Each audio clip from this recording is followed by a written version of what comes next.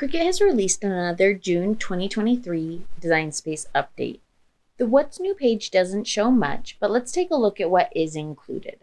This first one is for when you are previewing images. Up until now, when you preview an image, you'll just see what the image looks like as a thumbnail. Now you can preview the image on a number of different blanks. Some of them are pillowcases, baby bodysuits, even hats.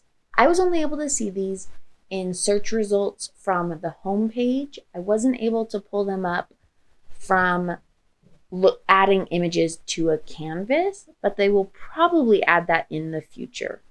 There were two other portions to this update. You can now purchase a yearly Cricut Access subscription through the checkout. You don't need to go all the way back to the main menu simply to subscribe for a year of Cricut Access.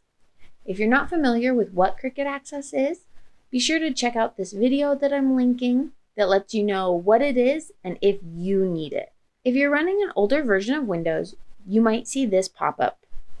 It lets you know that you might want to upgrade your version of Windows so you can continue to use the new features they're adding to Cricut Design Space.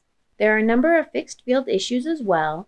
I'm hoping that some of it is performance updates because I've had multiple comments that Design Space is running slow, and I've noticed the same thing.